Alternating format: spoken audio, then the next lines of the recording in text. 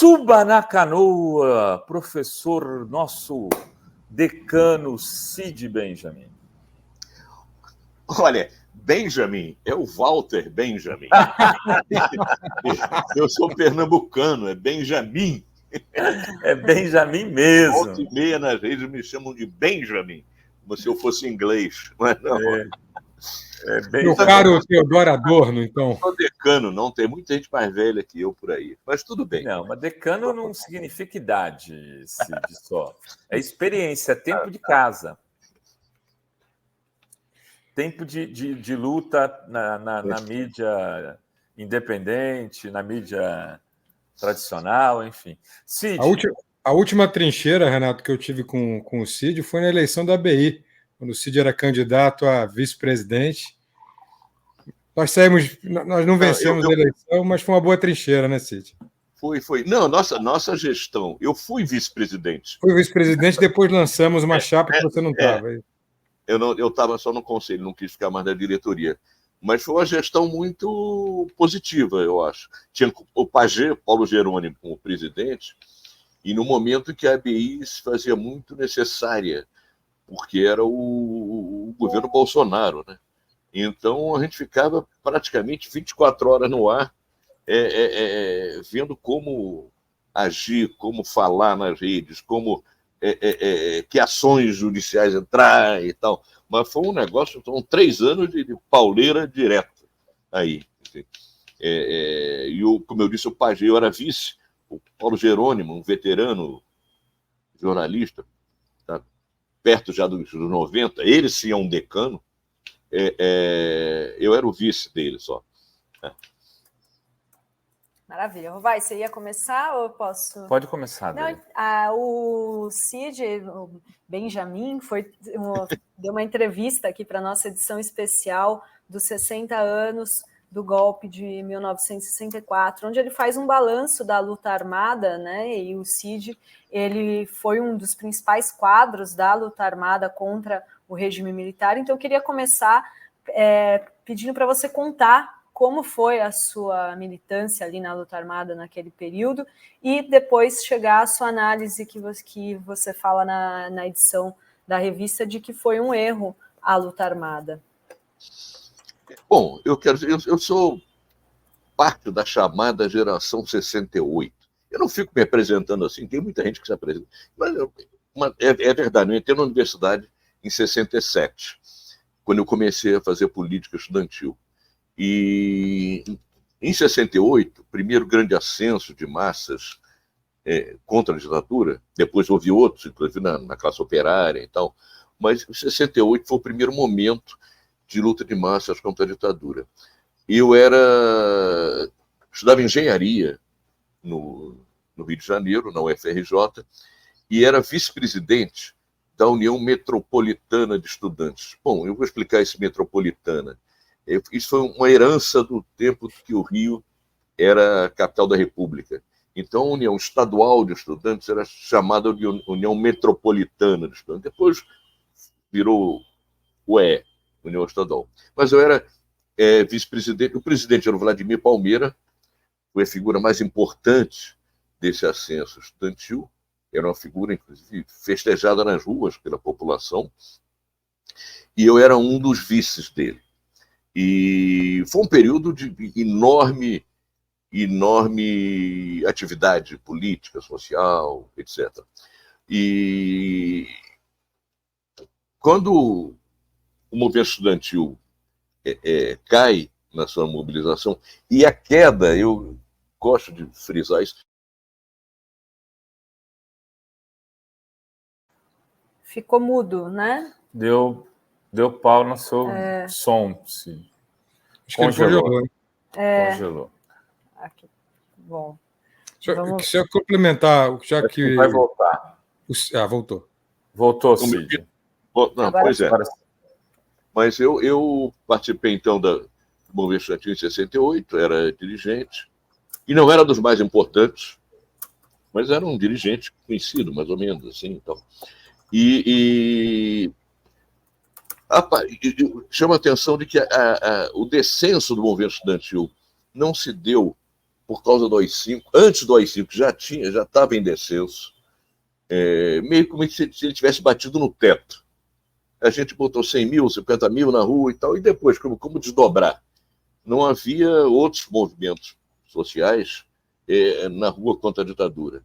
E a gente começa, então, a sentir meio o que fazer. Além disso, a repressão já mudou, antes mesmo do AI-5, ela mudou de patamar, como diria aquele filósofo Bruno Henrique, jogador do Flamengo. Outro patamar. Ela começou a atirar contra manifestações com revólver, nada de arma automática. E começou a entrar na universidade para prender líderes estudantis.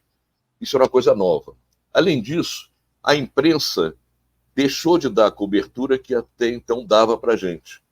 Porque no primeiro semestre, e até o meio do ano de 68, a gente chamava uma coletiva, vinha a imprensa, a gente falava e era publicado. Tudo. Por alguma razão, esse espaço foi diminuindo. O fato da repressão começar a atirar também colocou a gente ninguém podia ir para a rua para enfrentar tiro. As pessoas não se dispunham, nem nós nos dispus a convidar as pessoas para isso. De forma que a gente teve que mudar o caráter das manifestações, chamar manifestações curtas e organizadas com grupos de confiança e tal, que chegava a fazer um agito e tal e se dispersava. Isso diminuía muito o impacto, evidentemente. Quer dizer, você perdia aquela adesão natural que tinha no primeiro semestre. Então, a gente já estava em descenso. Quando houve, em outubro, a queda do Congresso de Ibiúna, o Congresso da Uni, em que foram presos 1.000 estudantes, e foi um enorme erro nosso. Eu não tive participação decisiva, não tinha importância para isso, para deliberar que vamos fazer congresso de 1.000 pessoas clandestino. Agora, também não fui contra. Olha, estávamos todos nós achando que o vento estava a favor e que vamos que vamos. O fato é que você fazer uma reunião clandestina com 1.000 pessoas é pedir para não ser descoberta. Os delegados eram escolhidos em assembleias. Eu fui preso lá, estava como delegado, fui escolhido numa assembleia da minha faculdade. Então, assim como eu sabia que era delegado, quem votou em mim sabia que eu era delegado, a polícia também sabia. Então, foi só com mais de 1.000 nessa história, foi só controlar uns quantos para chegar ao sítio lá de Ibiúna, em que estava sendo realizado o Congresso. Então, foi um enorme erro. O que fez com que a polícia ela não tinha condições políticas ainda de manter preso os 1.000 estudantes. Então, foi antes do AI-5, então não dava. Mas ela separou uns 10 ou 12 considerados principais e manteve por mais tempo. Eu não estava entre esses 10 ou 12. Eu fui solto por uma semana só, como a ampla maioria dos estudantes presos naquele momento. Mas permitiu à polícia mapear todo o movimento estudantil. E foi mais ou menos esse pessoal, já numa situação em que o movimento estava em descenso, aí vem o AI-5. Quando vem o AI-5, a interpretação que a maior parte que aqueles líderes estudantis deu é que os canais legais estão fechados. Isso significou, teve uma leitura, de certa maneira, os legais estavam fechados, mas a luta de massas não necessariamente estaria fechada. A resultante desse processo foi que parte desse pessoal, eu inclusive, a gente se integra na resistência armada. Já existia e tal, mas ela ganha um outro patamar nesse momento. Então eu me integro no primeiro grupo armado. Eu já estava integrado ao MR8, que na época era dissidência do Partido Comunista na Guanabara. Mas eu participo do primeiro grupo armado montado lá e tal, e até ser preso, eu tinha sido preso antes, até ser preso pelo DOI-CODE, condições muito piores, eu participei das ações armadas do MR8. Então, foi mais ou menos quase um ano e meio em que eu fiz ações armadas, até que fui preso em abril de 70. Bom, é isso. E aí, quanto tempo você ficou na prisão? Muito pouco tempo. Eu estava preparando o sequestro do embaixador alemão. Eu tinha participado do sequestro do embaixador americano e eu dirigia o setor armado do MR8. Então, enfim, encabeçava aquela coisa, eram 3 grupos armados e eu era o responsável. E eu fiz muitas ações armadas. Me disse o DOI-CODE depois, os militares que faziam uma contabilidade paralela lá por conta deles, que eu, no Rio de Janeiro, era a pessoa com mais ações armadas. É possível mesmo, porque o MR8 naquele momento era o grupo mais ativo. E eu participei desde a primeira ação, depois ele refez o grupo, reorganizou e tal, mas eu fiquei sempre participando desse processo. Então, participei desde a primeira até uma semana antes de ser preso, eu participei de um assalto a banco. Então, fiquei quase 1 ano e meio. A gente começou em janeiro, fevereiro de 69, eu fui preso em fim já de abril, meados de abril de 70. Mas eu sabia que havia um sequestro do embaixador alemão. E na prisão, claro, esperando que ele fosse concretizado. Tive a possibilidade, inclusive, de ajudar a fazer a lista desse sequestro, que em certo momento me transferiram do DOI-CODE para o DOPS. E o DOPS no Rio, naquele momento, não tinha tortura, não tinha confusão, era um negócio. A pessoa era muito torturada no DOI-CODE e ia para o DOPS para se recuperar e fazer certos depoimentos em cartório, coisa mais formal. E quando eu estava no DOPS, a organização fez contato comigo, meio que cifrado, claro, meio que confirmando que o sequestro seria feito e pedindo para eu sugerir nomes. Eu fiz isso, acabou que não foi o MR8 que fez esse sequestro. Ele estava em contato com a VPR é que fez, basicamente, com o pessoal que estava num treinamento no Vale da Ribeira, com Lamarca, e depois foi descoberto, o pessoal voltou para a cidade e fez esse sequestro. Mas eu fui incluído, então, nesse sequestro, só que eu fui preso em abril, 21 de abril de 70, e saí 2 meses depois.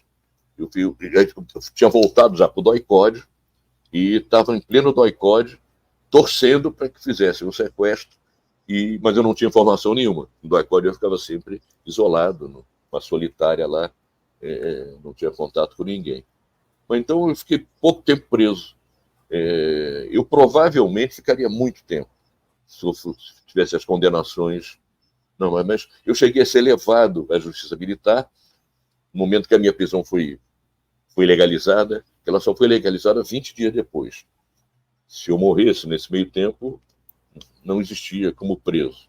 Mas ela foi legalizada e eu fui levado à Justiça Militar. E àquela altura, eu já tinha... a partir daí, a prisão foi legalizada, eu me levaram para o DOPS, antes de levar de novo para o DOI-CODE, e eu tive a confirmação para que seria feito o sequestro. Então, estava ali esperando ansiosamente para que ele fosse deputado. Felipe? Ô Cid, eu li atentamente o teu livro, eu li o livro do Gabeira sobre o sequestro do embaixador americano. Os nossos relatos sobre a luta armada e principalmente sobre esses fatos específicos que deram esperança a pessoas como você, presos políticos que estavam encarcerados muitas vezes sem que se soubesse onde, sem nenhum tipo de informação, e eu vejo que há algumas diferenças de interpretação. Né? Alguns acham, não vou dizer quem, que foi um erro estratégico, outros que não, que foi necessário, e sem isso não haveria, você, por exemplo, talvez não fosse libertado, talvez tivesse até morrido na prisão. Queria a sua avaliação sobre essa estratégia específica da luta armada, os sequestros, e a importância deles. Tá. Eu começo dizendo o seguinte, eu me orgulho de ter feito parte dessa geração. Não só da geração que fez movimento de massas, como da geração que depois se jogou de corpo e alma, pagando com a própria pele, ou na própria pele, alguns com a própria pele, que foram assassinados, mas outros por tortura, não sei. Depois da prisão, onde eu fui bastante maltratado, eu passei 10 anos no exílio. Então, E num período importante da vida, de 22 anos aos 30, um negócio...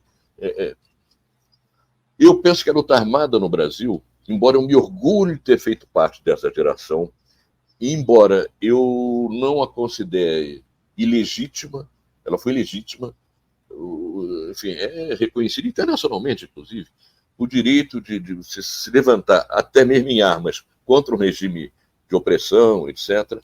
Mas a luta armada foi errada, do ponto de vista da possibilidade de ter êxito. Então, foi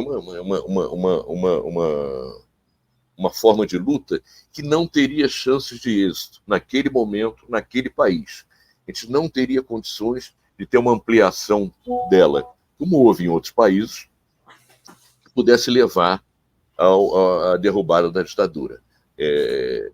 Então, quer dizer, eu homenageio essa geração, me orgulho de ter feito parte dela, mas acho que uma questão de honestidade política, você, inclusive, dizer, olha, foi um erro político naquele momento. Não era a opção correta. Sobre o sequestro em si, e eu não só participei do primeiro deles, do sequestro do embaixador americano, como fui, junto com Franklin Martins, os dois idealizadores do sequestro.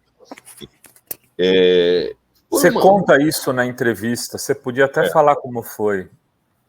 Não, eu estava encontrando o Franklin num ponto de rua. É uma coisa curiosa, parece que foi uma coisa muito articulada e não, era uma coisa casual. Conta pra gente. Nós estávamos lá, nós já estávamos pensando que o Vladimir Palmeira, um líder muito importante de 68, como eu disse aqui, era o principal quadro da organização. E nós, como ele até sairia se não houvesse o AI-5, viria um habeas corpus para ele. Quando veio o AI-5, fecharam, bom, ele ficou na prisão sem perspectiva de libertação. Logo depois do AI-5, a gente monta o grupo armado, começa a fazer ações armadas. Começamos a pensar em como fazer uma ação, como usar uma ação armada para libertar o Vladimir. Eu cheguei a fazer, inclusive, levantamentos em quartéis em que ele estava preso para ver a possibilidade de uma ação de comando e tal. Eu fui a São Paulo fazer um levantamento externo no quartel da Polícia do Exército em Ibirapuera. E voltei para o Rio e disse, tem a menor chance, é uma maluquice de querer entrar lá numa ação de comando. Vamos ver como fazer. Nesse meio tempo, eu estava com o Franklin na rua, quando passa o carro, aqui no bairro de Botafogo, onde era a casa do embaixador, passa o carro do embaixador com bandeirinhas e ele só com motorista. E a gente viu que era americano porque tinha bandeirinha americana. Então, e aí pensamos, porra, será que se a gente fizer um refém tão importante que dê para trocar pelo Vladimir, é uma boa, etc. Quando a gente começa a trabalhar essa ideia, vê que não precisa de trocar por um só. A gente teria uma moeda de troca muito forte, muito relevante. Então, resolvemos primeiro trocar por 10. Ao fazer a lista dos 10, aí chegou a 11, 12, aí ampliamos para 15, para ficar um número mais redondo, inserindo, inclusive, pessoas na lista que talvez não precisassem entrar, que não estavam identificadas como integrantes da organização, que seriam soltas em relativamente pouco tempo e tal. Mas, enfim, foram 15. E a gente tinha... Esse negócio de sequestro é sempre complicado.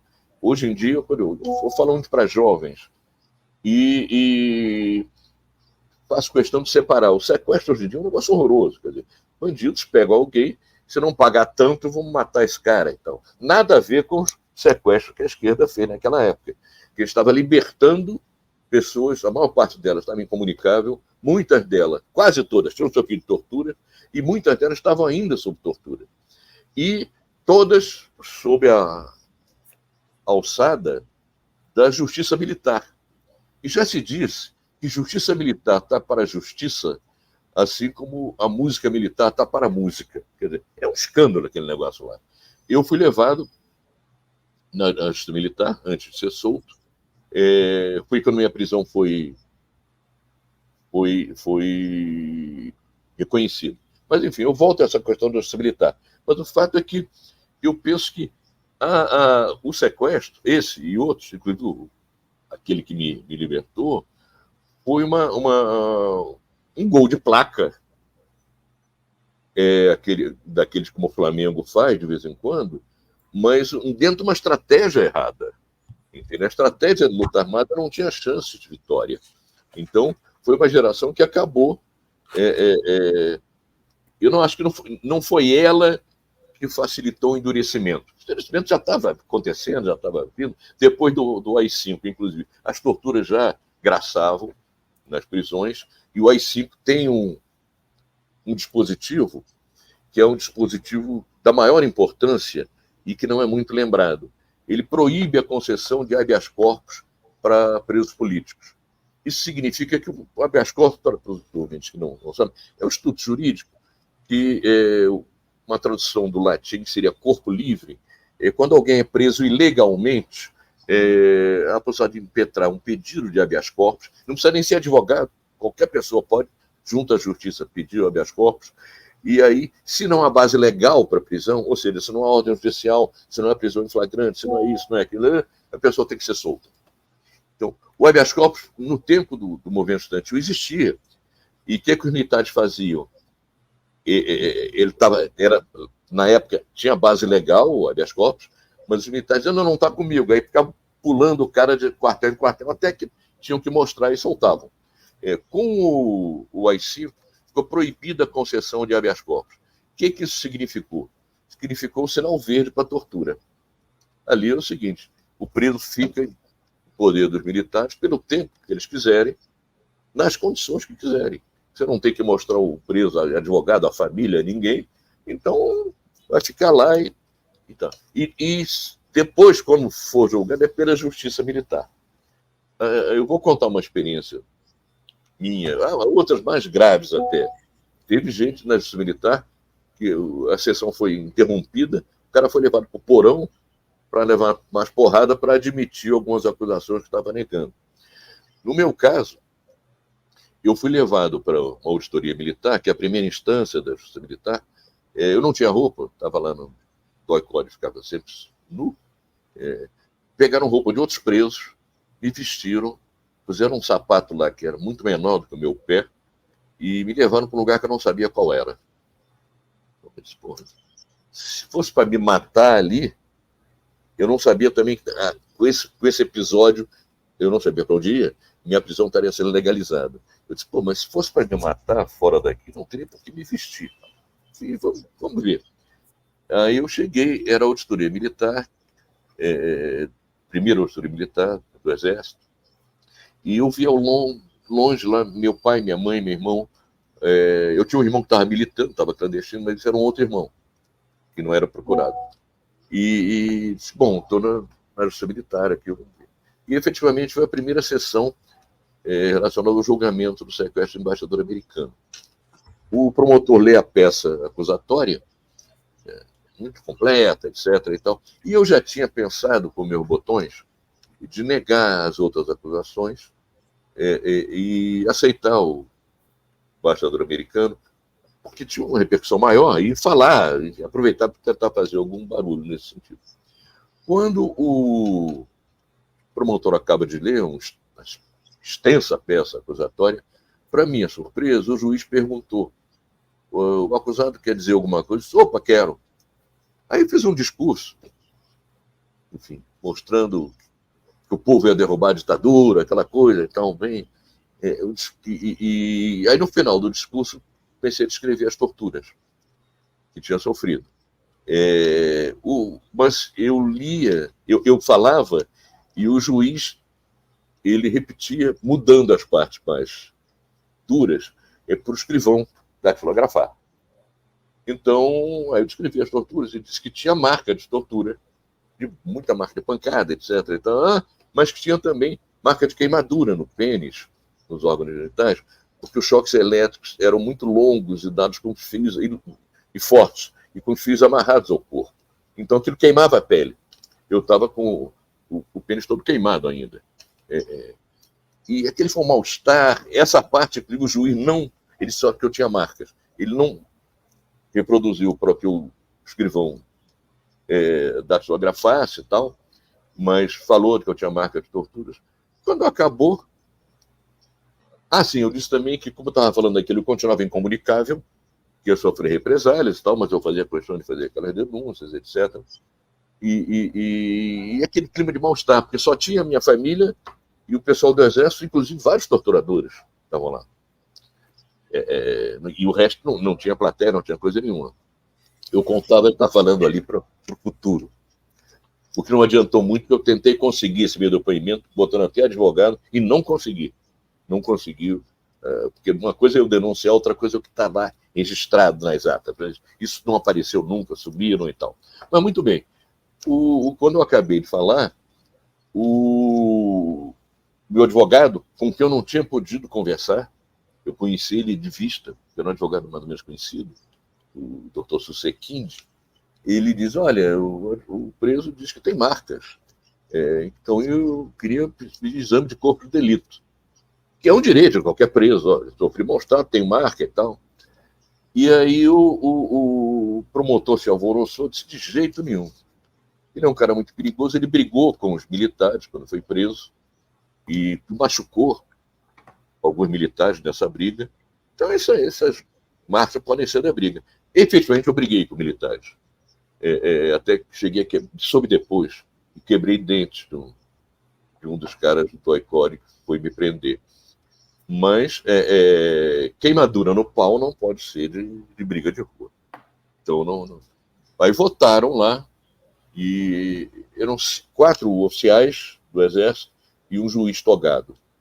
Eu tenho a impressão que o juiz togado só vota para desempatar, mas não precisou nunca votar. Foi 4-0 contra o direito de ter exame de corpo de delito.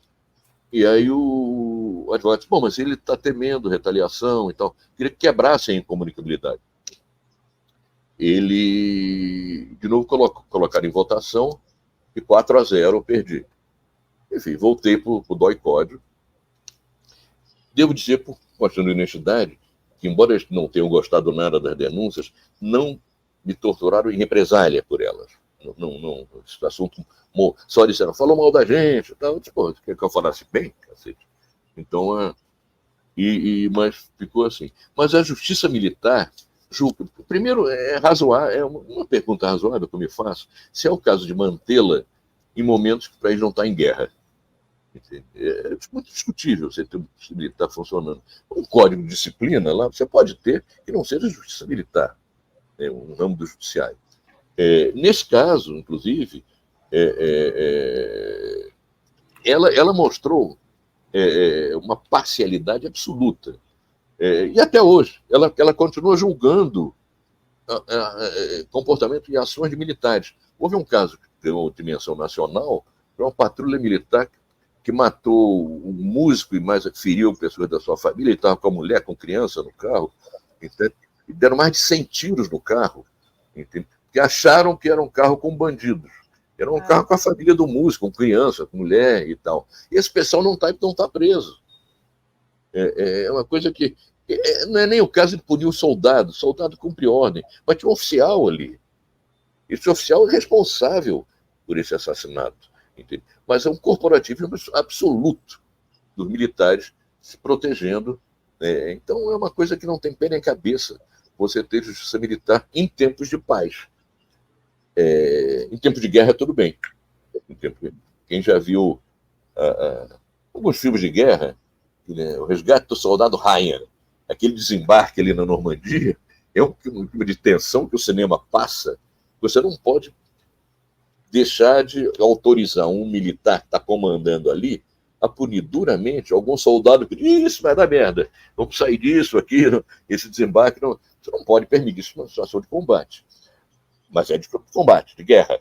Entende? Não, na ditadura, o militar serviu para acobertar os climas militares. Aí eu queria aproveitar o ensejo, estou falando demais, né? Me interrompe se eu tiver... Não, estamos aqui te ouvindo com prazer. Mas você vai dizer, não prazer, né? Mas é que história viva, né? Mas eu tenho, já que você está falando dos militares, como você vê agora os generais aí de alta patente, General Heleno, Braga Neto, agora a gente falou antes de você entrar o General Cid, Teu xará. articulando trama golpista, e agora... Escondendo joia, né? Escondendo na pé. presente. Meu pai era militar. Era um cara extremamente correto em tudo. Ele não avançava no sinal de trânsito. Enfim. E um cara que se orgulhava do exército que ele conheceu, e só começou a cair a ficha. Ele foi contra o golpe e tal, não foi caçado porque ele não tinha atuação política. E ele não era um oficial de Estado-Maior que vai ascendendo na carreira para virar general. Ele, quando o militar chega a um certo ponto da carreira, ou ele faz curso técnico ou faz curso de Estado-Maior. Meu pai optou por fazer curso técnico. Fui aluno do Instituto Militar de Engenharia, o IME, que é um curso de excelência, muito bom, equivale ao ITA, em São Paulo. E ele então, era engenheiro químico, completou 25 anos de serviço, a contar dos 18 da AMAN, e passou para a reserva. Então, ele não tinha nenhuma ligação com esses caras. Embora o comandante do quartel da Polícia do Exército, onde funcionava o DOI-CODE, quando eu estive preso lá, tinha sido colega de turma dele. E tentando me localizar, quando o pessoal, companheiro meu, disse, deve estar no DOI-CODE, funciona lá na Polícia do Exército da Tijuca. Meu pai foi recebido por esse colega dele, e confirmou extraoficialmente que eu estava lá preso. Deu garantias, estava sendo muito bem tratado e tal. E ele voltou para casa, meu pai, confiante nisso. Não, eu conheço o Exército não tortura. O advogado dizia, coronel, acho bom a gente tentar quebrar a incomunicabilidade, porque a situação não é essa e tal. E ele teve uma profunda decepção com o Exército, porque ele era uma família de classe média baixa e ele tinha vivido a adolescência, depois a juventude e tal, no Exército, que é uma coisa que arrumou a vida dele, etc. Mas eu ia falar da lei da anistia. Antes de falar desses generais, eu queria falar da lei da anistia. Eu fui beneficiado pela lei da anistia, que é uma lei extremamente esdrúxula, pela forma como eu vou explicar por quê aqui, mas ela naquele momento, era a lei possível de ser levada ao Congresso e ser aprovada. Foi correto que a oposição votasse a favor daquela lei, que era aquilo ou nada.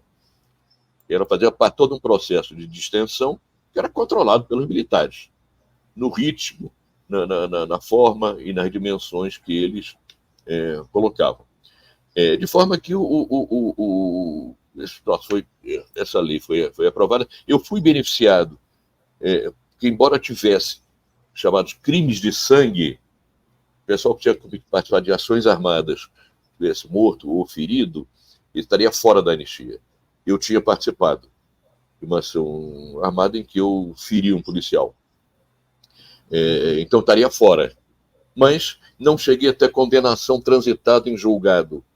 Eu fiquei preso só 2 meses e estava começando o processo e houve o sequestro, que interrompia o andamento dos processos na Justiça Militar. Então, quando veio a anistia, eu estava beneficiado por ela. E pude voltar dessa forma. Companheiros meus de militância armada não foram beneficiados. E tanto que quando eu volto depois da anistia, eles estavam presos há 9, 10 anos. Eu inclusive, tiro fim de semana para visitá-los da prisão. Eles estavam na prisão civil e eu ia visitá-los para, enfim, dar solidariedade. Mas, enfim, a anistia, houve a preocupação dos militares para incluir os torturadores e assassinos. Os mais importantes eram militares. E o que eles fizeram? Eles tiraram uma coisa que existe na legislação, que é o sujeito que comete um crime, mas comete um crime menor, um crime chamado crime conexo, para cometer o crime maior. Por exemplo, ele usa documentos falsos para cometer um roubo lá qualquer. o crime de documentos falsos é englobado pelo chamado crime conexo. Os militares, então, deram anistia para os crimes políticos e para os crimes conexos, afirmando que os torturadores cometeram crimes conexos. Agora, o crime conexo tem relação direta com o suposto crime cometido pelo preso político. O crime conexo, você não pode dizer que um torturador ou um estuprador de uma presa cometeu um crime conexo ao crime cometido por ela. Isso não tem pé nem cabeça. Além disso, a história de crimes de sangue, que deixou de fora tanta gente de esquerda, ela não foi usada no caso dos torturadores, que torturaram e mataram. Isso não é crime de sangue. No entanto, eles foram beneficiados pela anistia, pela interpretação dos militares, foi endossada pelo Supremo em outro momento, e o relator foi o ministro Eros Grau.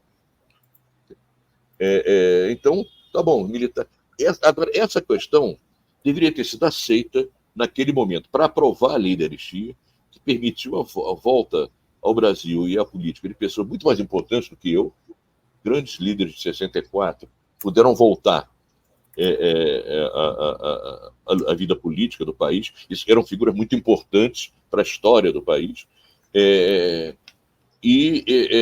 não teriam voltado se não fosse aprovada aquela anistia. Agora, deveria ter sido aprovada e com uma perspectiva de depois reabrir a questão, como foi reaberto em outros países. O cara, tá bom, tá anistia, engloba os torturadores, mas mais adiante se reabre aquela questão e o próprio Supremo pode reabrir o caso. Isso me parece uma coisa importante, não exatamente para botar na cadeia, ou não principalmente para botar na cadeia generais, esses caras que participaram do golpe, porque hoje estou cuidando dos netos. Eu, efetivamente, não tenho isso que eles chamam de revanchismo, esse sentimento de ódio, de rancor, eu não tenho. Acho a tortura é a pior coisa que um ser humano pode praticar. Agora, eu gosto da expressão do Buda, que ele diz que você guardar rancor ou ódio é meio segurar uma brasa para jogar em alguém. Você acaba queimado também. Eu, inclusive, participei da Comissão da Verdade, colaborando com ela, Comissão da Verdade do Rio, e em dado momento, perdão.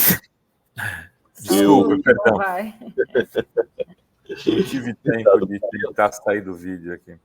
Eu almocei com um coronel que me torturou. Ele foi prestar depoimento na Comissão da Verdade. Eu cheguei mais cedo, porque eu queria falar com ele. E ele se lembrava de mim. Claro, oi, Cid, tudo bem e tal. Olha, eu quero dizer o seguinte, eu quero ter o testemunho. Eu não te torturei. Eu disse, coronel, não enche o saco, porra. Vocês eram 8, 10, 12 caras. Eu encapuçado, amarrado, pendurado, vocês me dando choque, me dando porrada. Quem fez o quê, eu não posso saber. Agora, você estava com os caras me interrogando. Tá bom, então, bom. Nossa, gente, aí, almoçou com ele. Agora, o que eu queria nesse almoço, Tri, eu queria o seguinte, foi um almoço até muito civilizado. Eles disseram, não, te respeito muito, então, só faltou dizer que gostava de mim. Te respeito muito e tal, por isso eu quero esse teu depoimento, que eu não te torturei. Eu digo, porra nenhuma, você me torturou sim, mas a questão não é essa. A questão são desaparecidos. Aí contei para ele, olha, família de desaparecido está até hoje esperando o cara aparecer. Se dizer para uma mãe que o filho dela não vai aparecer, é um problema, ela não aceita. Todo Natal, todo Ano Novo, aniversário do pai, da mãe, dia dos pais, tem aquela expectativa que a pessoa vai aparecer. Isso é uma tortura prolongada. É preciso acabar com isso. Dizem que estão, não mais corpos, eram restos mortais, ossada.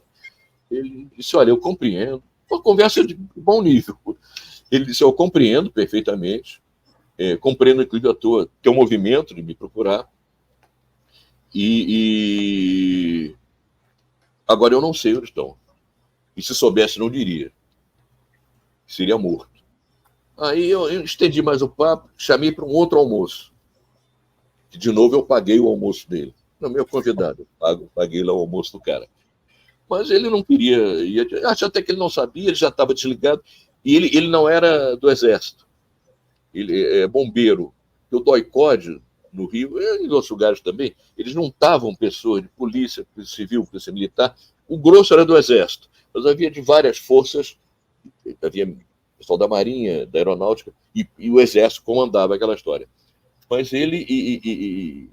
Eu até me surpreendi quando ele aceitou conversar comigo, que acabou o depoimento dele, foi um depoimento feito na Alerj, na Assembleia Legislativa, e estava cheíssima. E lá no depoimento ele admitiu que era torturador e tal, descreveu as torturas, ele já tinha começado comigo admitindo que tinha. E aí quem estava dirigindo era o presidente, a sessão lá, era o presidente da Comissão de Anistia do Rio, o Adi Damus, que depois foi deputado federal. E o pessoal conhece aqui da comunidade. O Adi perguntou, mas então podia dar o nome de alguém que você torturou? Ele disse, não me lembro de ninguém e tal. Aí eu fui até a mesa, Adi, você lembra de mim? A gente conversou há 10 minutos. Aí, mas não conhece ninguém? Ele viu que eu tinha falado. Não, o único nome que eu me lembro é o Cid Benjamin, que está aqui. Tá? Até falei com ele e tal. E quando acabou o depoimento dele, aquele monte de gente, ele não tinha segurança. Eu fui, está aqui meu cartão com meu telefone e tal. Eu quero que você me dê o teu telefone, eu vou anotar, eu vou te ligar. Eu quero que a gente converse, eu quero almoçar contigo. Ele me deu o telefone e nos encontramos 2 vezes. E a partir daí eu ligava para ele, ainda tentando, que quando a gente conseguia, eu trabalhei no Globo, e trabalhei na época em que o Ali Camel, nessa altura era o diretor de jornalismo da TV Globo, o cara mais alto do jornalismo da Globo, ele estava já na TV. Eu o conheci no jornal, mas ele estava na TV. E quando a gente conseguia um bom depoimento, eu ligava pro Ali e dizia, olha, eu tenho um negócio para te oferecer aqui, é isso, para o Jornal Nacional e tal. E às vezes até negociava com ele. Tá bom, então não dá para mais ninguém, e a gente vai dar no Jornal Nacional. Então tinha essa relação com o Ali Camel, que é uma relação também respeitosa. Ele tinha sido colega de trabalho no Globo. Então eu tentei muito porque esse coronel tem um nome sugestivo, Jacarandá. O coronel topasse falar para a Globo, mas ele nunca topou. Agora, ele começou a acompanhar muito a minha trajetória. E houve um momento em que eu dei uma entrevista longa, não foi para a Globo, foi para esse canal Tempo Integral da Globo, de jornalismo. E foi um troço de 40 minutos. E eles anunciaram antes. E foi uma coisa que eu não tinha visto. Foi gravado, eles deram alguma edição lá e tal. E quando foi houve a exibição, eu lá com amigos e tal, e tomando um uísque, vendo como é que tinha sido a entrevista. Acabou a entrevista, toca o meu celular, mas em seguida eu atendo, era o coronel, me dando os parabéns, dizendo que a gente não concordava em nada, mas ele tinha muito respeito por mim, sempre teve e tal, mesmo lá no DOI-CODE, ele tinha muito respeito, e queria me dar os parabéns pela entrevista. Então, tá legal. Foi entrevista com o Eliakim. Eliakim não, esqueci, Bom, mas foi uma entrevista que de fato ficou boa. E ele queria me parabenizar e tal. Mas depois eu ainda ligava para ele, mas ele não queria. O meu interesse com ele é que ele aparecesse ou que desse informação. Ele não topava aparecer nem dar informação. Embora depois dissesse, não, o Vicente se encontra, papo furado e tal, eu não me interessei, porque realmente não era minha me tornar amigo dele. Agora, de fato, eu tinha uma convivência com ele que não foi uma convivência de quem tem ódio. Eu não tenho ódio dos torturadores. Acho que o Mujica, que é uma figura admirável, ele disse, olha, você ter ódio é um negócio que te apequena a alma, a razão e tal. De forma que... Ele ficou 12 anos, né?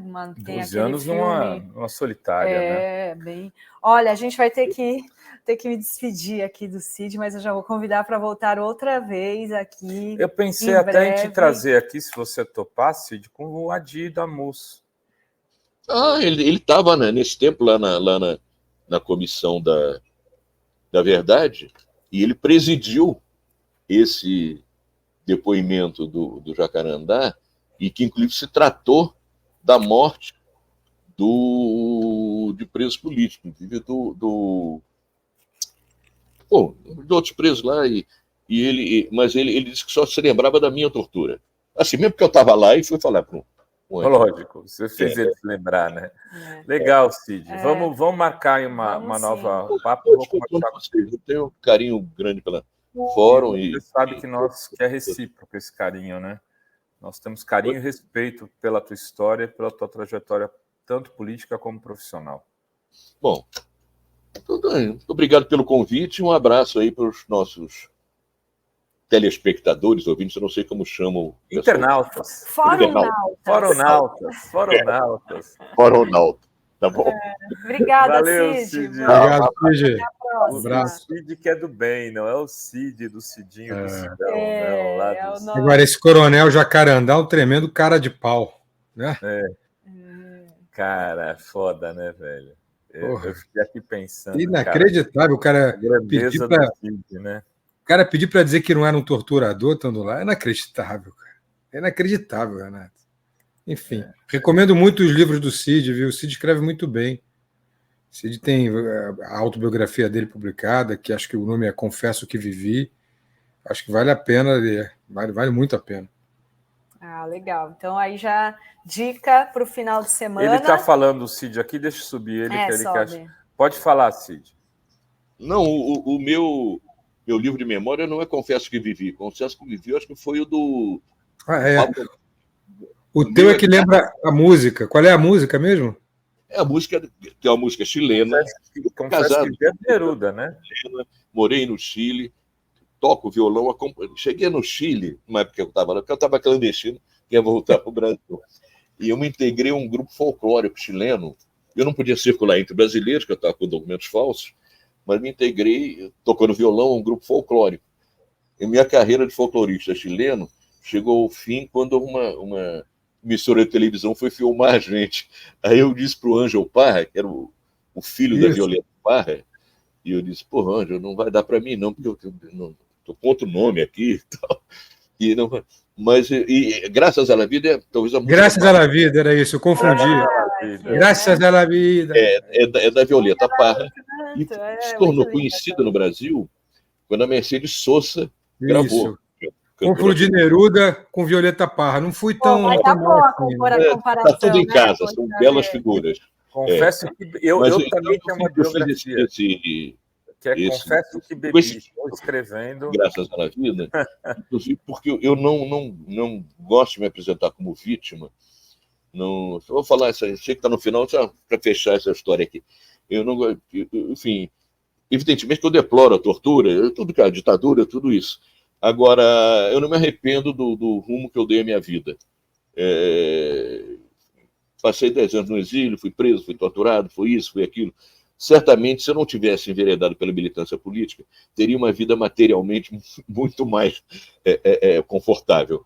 Agora, eu gosto da vida que tive e não me ponho como vítima e conto, enfim, um pouco, faço esse tipo de divagação, de reflexão no livro, e que eu fiz questão que se chamasse Graças à Vida, em homenagem a Violeta, a Mercedes Sosa, então, e porque é uma forma de encarar a vida também. Quer dizer, enquanto a vida me der o Flamengo, a música, a política, enfim, eu vou estar muito, enfim, curtindo a vida e seguindo em frente. Mais uma vez, eu agradeço aí o convite de vocês. Então, um abraço. Adquiram o livro Graças à Vida, do Cid Benjamin.